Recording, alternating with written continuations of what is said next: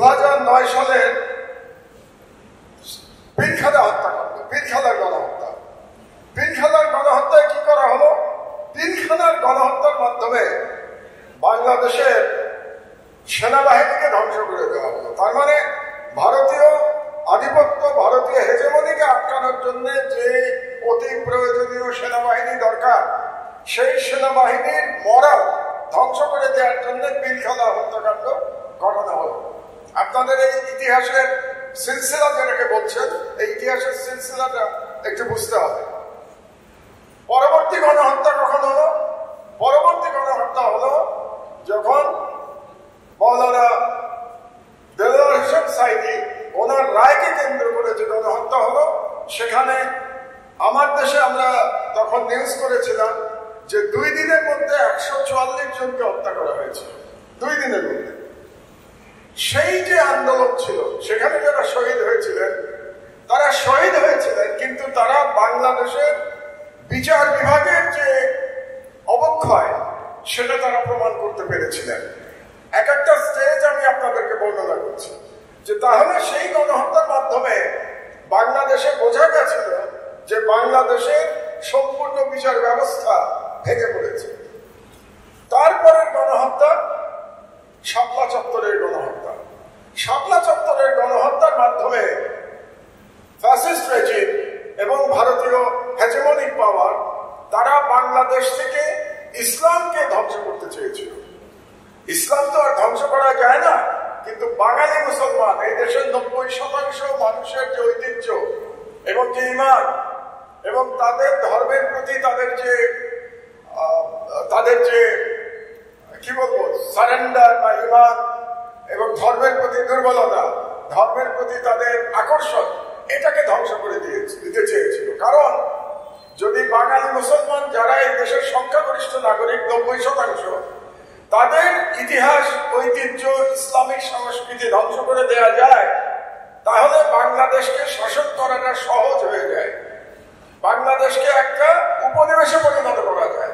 এই কারণে প্রধানত শাপলা চত্বর হত্যাকাণ্ড, ম্যাসাকার, গণহত্যা যে নামেই আমরা ডাকি, সেটা চালানো হয়েছিল।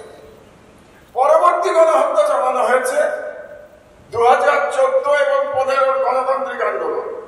সেই গণতান্ত্রিক আন্দোলনে গণহত্যা চালানোর মাধ্যমে বাংলাদেশকে গণতন্ত্র শূন্য করা হয়েছে। আপনারা স্টেপগুলো বোঝার চেষ্টা করেন। তাহলে গণতন্ত্র শূন্য করবার জন্য 2014 এবং 2015 সালে গণহত্যা চালানো হলো। তারপর সর্বশেষ গণহত্যা, সর্বশেষ না, তারপরেরটা 2021 সালে মোদী বিরোধী আন্দোলনের সময়। সেই সময় যারা রাস্তায় নেমেছিলেন, আলেম সমাজ প্রধানত, তারা ভারতীয় হেজেমনি এবং ইন্ডিয়াতে যে মুসলমান ভাইদের উপরে যে জুলুম অত্যাচার হচ্ছে, যে গণহত্যা ইন্ডিয়াতে চলছে, তার বিরুদ্ধে তারা আওয়াজ তুলেছিলেন সেদিন। এবং সেই আওয়াজকে রুদ্ধ করবার জন্য 2021 সালে মোদী বিরোধী আন্দোলনের সময় ঢাকায় এবং ব্রাহ্মণবাড়িয়াতে বিশেষ করে গণহত্যা চালানো হয়েছিল। এবং সর্বশেষ গণহত্যা, যেটাকে আপনারা 36শে জুলাই বলেন, জুলাই বিপ্লব বা মনসুন বিপ্লব যে নামে আমরা ডাকি, সেই গণহত্যা, যে গণহত্যা বাংলাদেশের জনগণের স্বাধিকারের চেতনা বা এই যে তাদের মুক্তির লড়াই, এই লড়াইকে অবদমিত করবার জন্য এই গণহত্যা চালানো হয়েছিল। কিন্তু শেষ পর্যন্ত ইতিহাসের বিচারে এবং আল্লাহর নির্দেশে যেভাবে একজন ফ্যাসিস্টের পতন হয়, সেভাবে শেখ হাসিনার পতন হয়েছে। সে প্রাণে বেঁচে গেছে, কিন্তু তাকে পালিয়ে যেতে হয়েছে তার প্রভুর দেশ ভারতে, এবং পালিয়ে সেখান থেকে সে আজ পর্যন্ত ষড়যন্ত্র চালিয়ে যাচ্ছে। তাহলে এই যে এতগুলো গণহত্যার স্মৃতি আমাদের, এই প্রত্যেকটা গণহত্যা বা এটার সম্মিলিত ফল ছিল বাংলাদেশকে 15 বছর ধরে একটা ভারতের অঘোষিত উপনিবেশে পরিণত করা।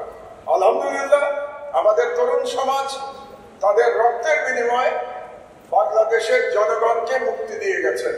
ফ্রিডম, যেটা আমরা ফ্রিডম বলি, সেই ফ্রিডম দিয়ে গেছেন বাংলাদেশের জনগণকে। এবং আরেকটি কাজ করে গেছেন, তারা বাংলাদেশকে উপনিবেশের শৃঙ্খল থেকে মুক্ত করে গেছেন। সুতরাং একাধারে বাংলাদেশের জনগণের মুক্তি দ্বিতীয়ত বাংলাদেশের সার্বভৌমত্ব ফিরিয়ে দিয়ে গেছেন।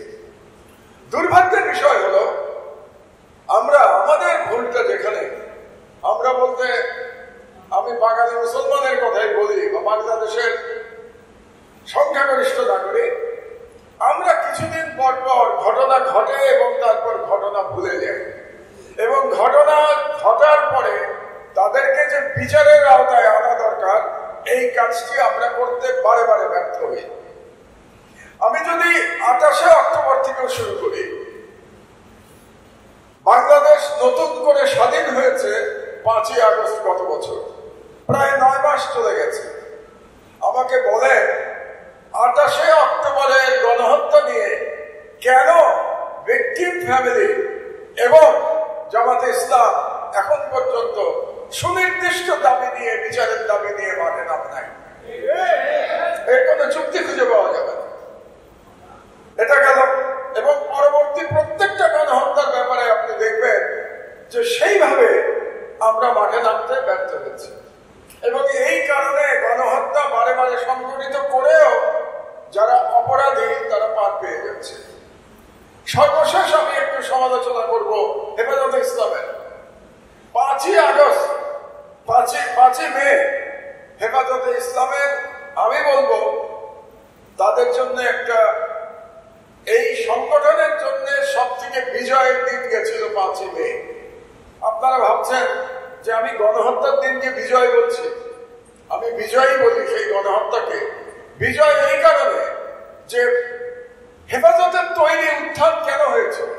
হেফাজতের উত্থান হয়েছিল বাংলাদেশের মানুষের যে ধর্মীয় স্বাধীনতা, বাঙালি মুসলমানের যে কালচার, বাঙালি মুসলমানের ধর্ম ঐতিহ্য, এটাকে রক্ষা করবার জন্য প্রধানত হেফাজতে ইসলামের উত্থান হয়েছিল। আপনারা হয়তো বলবেন রাসূল সাল্লাল্লাহু আলাইহি ওয়াসাল্লামের সম্পর্কে কটূক্তি করার জন্য হয়েছিল, এটা কারেক্ট। কিন্তু আমি যদি বৃহত্তর ভাবে বিষয়টিকে বিবেচনা করি, তাহলে কেবলমাত্র রাসূল সাল্লাল্লাহু আলাইহি ওয়াসাল্লামের অপমানের বদলা নেওয়ার জন্য হেফাজত ইসলামের উত্থান ঘটে নাই। হেফাজতের ইসলামের উত্থান আমাদের কালচারাল ফাইটে, সাংস্কৃতিক লড়াইয়ে একটা মোড় ঘুরিয়ে দেওয়ার ঘটনা ছিল হেফাজত ইসলামের উত্থান। হেফাজতে ইসলামের উত্থান যদি না হতো, তাহলে আজকে বাংলাদেশে আমরা সাংস্কৃতিক ভাবে পরাজিত হতাম। আজকেও শাহবাগের গণজাগরণ মঞ্চের বয়ান এই দেশে চলতো। আজকে শাহবাগের গণজাগরণ মঞ্চের বয়ান ইতিহাসের আস্থা করে নিক্ষিপ্ত হয়েছে, এবং এই যে ইতিহাসের আস্থা করে নিক্ষিপ্ত হয়েছে এর প্রধান কারণ হচ্ছে হেফাজতের উত্থান। যেহেতু সেই উত্থানের সাথে সেদিন আমি জড়িত ছিলাম, আমি এখনো বলি সেই দিন হেফাজত যদি রুখে না দাঁড়াতো, বাংলাদেশের লক্ষ লক্ষ মাদ্রাসার শিক্ষক, ছাত্র, আলেম, ওলামারা যদি রুখে না দাঁড়াতেন, আমার মনে হয় আজকে আমরা স্বাধীনতা পুনরুদ্ধার করতে পারতাম না। কিন্তু এত বড় যে তাদের বিজয়, এই বিজয়কে কি হেফাজত ইসলামের নেতৃবৃন্দ বোঝেন? এটা নিয়ে আমার সন্দেহ হয় যে তারা আদৌ বোঝেন কিনা যে তারা বাংলাদেশের জন্য কত বড় কাজ করেছিলেন ওই সময়টাতে। যদি তারা বুঝতেন, তাহলে এবার 5ই মে তাদের জন্য একটা ঐতিহাসিক অপরচুনিটি ছিল, যে ঐতিহাসিক অপরচুনিটি তারা মিস করেছেন দুর্ভাগ্যজনক ভাবে। ঐতিহাসিক অপরচুনিটি কি ছিল? 5ই মে তাদের জনসভা করা উচিত ছিল বা মহাসমাবেশ করা উচিত ছিল এক দফা দাবিতে। তাদের এক দফা দাবি যে 5ই মে গণহত্যার বিচার করতে হবে। এই দাবি নিয়ে যদি 5ই মে তারা মাঠে নামতেন, যেটা তারা 3 মে 2 দিন আগে নেমেছেন, সেটাতেও কোনো সমস্যা ছিল না। কিন্তু যদি এক দফা দাবি নিয়ে নামতেন, তাহলে ওই মহাসমাবেশের মেসেজ অন্যরকম হতো। বাংলাদেশের রাজনীতিতে হেফাজতের একটা পজিশন চিরজীবনের জন্য একটা প্রতিষ্ঠা হয়ে যেত যদি এক দফা দাবি নিয়ে তারা নামতেন। কিন্তু তারা অনেকগুলো দাবি নিয়ে নেমে 5ই মে যে এত বড়, কি বলবো, এত বড় কন্ট্রিবিউশন, এতগুলো শহীদের আত্মত্যাগ, এটাকে তারা ডাইলুট করে দিলেন। এবং ডাইলুট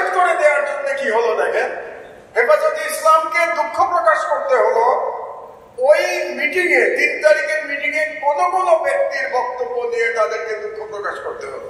অর্থাৎ তারা ডিফেন্সিভে চলে গেলেন। যে ইস্যু নিয়ে তাদের অফেন্সিভে যাওয়ার কথা ছিল, যে ইস্যু নিয়ে সারা দেশের মানুষের তাদের পাশে দাঁড়ানোর কথা ছিল এবং পরিস্থিতি তৈরি হয়েছিল, কারণ স্বাধীনতার পরে, দ্বিতীয় স্বাধীনতার পরে এটা প্রথম সুযোগ ছিল, সেই সুযোগ তারা মিস করলেন। এভাবেই মুসলমানরা বারে বারে মিস করছে সুযোগ, এবং এই মিস করবার কারণে আজকে সারা বিশ্বে মুসলমান অত্যাচারিত হচ্ছে। সারা বিশ্বে মুসলমানদের উপরে পাকিস্তানে আপনি দেখেন কোথায় অ্যাটাক করলো ইন্ডিয়া, মসজিদের উপরে। আরে তোমার যদি এত সাহসী থাকবে, যুদ্ধ করতে চাও, তাহলে তুমি পাকিস্তানের ক্যান্টনমেন্টে অ্যাটাক করবে। যুদ্ধ হবে সেনাবাহিনীর সাথে সেনাবাহিনী, তুমি পাকিস্তান সেনাবাহিনীকে আক্রমণ করবে। কিন্তু তুমি আক্রমণ করলা পাকিস্তানের একজন মসজিদ, এবং সেখানে শিশু নারী সহ তারা শহীদ হয়ে গেল। এর কারণটা হচ্ছে আমাদের ইসলামে, আমাদের মধ্যে অনেকের মধ্যে ইসলামে যে রাজনীতি আছে এটাই তারা বুঝতে পারছেন না। ইসলামের রাজনীতিটা কি? আমি যেটা বুঝি, ইসলামের রাজনীতি হচ্ছে জুলুমের বিরুদ্ধে প্রতিবাদ জানানো। রাসূল সাল্লাল্লাহু আলাইহি ওয়াসাল্লাম জুলুমের বিরুদ্ধে প্রতিবাদ জানিয়েছিলেন, তিনি এলিটের বিরুদ্ধে প্রতিবাদ জানিয়েছিলেন। আমরা বলি না সুশীল, রাসূল সাল্লাল্লাহু আলাইহি ওয়াসাল্লামের প্রতিবাদ কার বিরুদ্ধে ছিল? কুরাইশদের বিরুদ্ধে ছিল। কুরাইশরা সেই সময় এলিট অফ মক্কা, তাদের বিরুদ্ধে দাঁড়িয়েছিলেন গণমানুষের বক্তব্য দিয়ে, তাদের বিরুদ্ধে দাঁড়িয়েছিলেন তিনি সাম্যের বক্তব্য দিয়ে দাঁড়িয়েছিলেন। তার মানে ইসলামের প্রধান রাজনীতি হলো, আমার বিবেচনায়, আপনারা আমার সাথে দ্বিমত করতে পারেন, প্রধান রাজনীতি ইসলামের হলো জালিমের বিরুদ্ধে দাঁড়ানো, জুলুমের বিরুদ্ধে দাঁড়ানো। তো সেই রাজনীতি ধারণ করে এবছর 5ই মে যদি হেফাজত মহাসমাবেশ করত, আমি আপনাদেরকে বলতে পারি, এবং তারা যদি সবাইকে ডাক দিত, শুধুমাত্র আলেম ওলামা না করে, তাহলে আপনারা মার্চ ফর গাজার দিন যেরকম অবস্থা ঢাকার দেখেছিলেন, তার থেকে সাকসেসফুল প্রোগ্রাম তারা করতে পারত। কিন্তু তারা করতে পারে নাই, তারা বুঝতে পারে নাই। সুতরাং আমরা আর কতবার ভুল করব? এখন তাদেরকে ইসলামিস্ট বলাটা খুব সহজ হয়ে গেছে, এক্সট্রিমিস্ট বলা খুব সহজ হয়ে গেছে, নারী বিদ্বেষী বলা খুব সহজ হয়ে গেছে। অর্থাৎ তাদেরকে এখন ডিফেন্ড করতে হচ্ছে, তাদেরকে বলতে হচ্ছে না আমি এক্সট্রিমিস্ট না, আমি নারী বিদ্বেষী না। আপনি যে মুহূর্তে ডিফেন্সিভে যাবেন, সেই মুহূর্তে রাজনৈতিক ভাবে আপনি পরাজিত হয়েছেন। কাজেই আমি বলবো, আপনারা আল্লাহর ওয়াস্তে আপনারা একটু বৃহত্তর চিত্রটা দেখার চেষ্টা করুন। এই ক্ষুদ্র ক্ষুদ্র দাবিতে সীমাবদ্ধ না থেকে বৃহত্তর যে লড়াই, ইসলামের সাম্য প্রতিষ্ঠার যে লড়াই, সেই দিকে থাকার চেষ্টা করেন। নারীবাদীদের তো অনেক কথাই বলা যায়, একটি কথা বলাই যথেষ্ট। সেটা কি জানেন?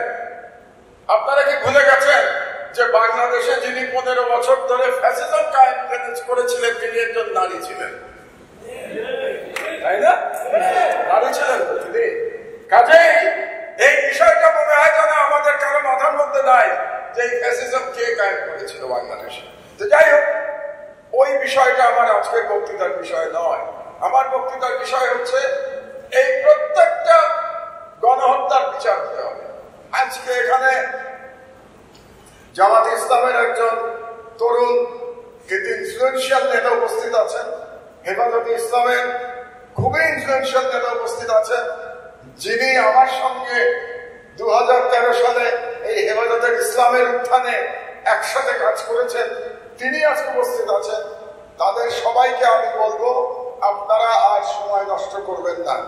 আপনারা প্রত্যেকটি গণহত্যার দাবি নিয়ে যৌথভাবে কিংবা আলাদাভাবে, যেটা আপনারা ভালো মনে করেন, মাঠে নামেন। আপনাদের হাতে সময় কিন্তু মাত্র 1 বছর। 1 বছরের মধ্যে একটা রাজনৈতিক সরকার ক্ষমতায় আসবে। সেই রাজনৈতিক সরকার কে হবে, কারা হবে আমরা জানি না, এবং সেই রাজনৈতিক সরকার কি ইসলামের পক্ষে থাকবে নাকি ভারতের তাবেদারি করবে আমরা তাও জানি না। কিন্তু এই 1 বছর জনতার একটা অধিকার আছে। এই 1 বছর বাংলাদেশের জনগণ বলবে যে এই সরকার আমাদের রক্তের বিনিময়ে প্রতিষ্ঠা হয়েছে, কাজে এই সরকারের উপরে আমাদের অধিকার আছে, রক্তের অধিকার আছে। এই 1 বছরের মধ্যেই কিন্তু এই গণহত্যাগুলো বিচার অন্তত শুরু হতে হবে। দুর্ভাগ্যবশত সেই বিচার এখনো আপনারা শুরু করতে পারেন নাই।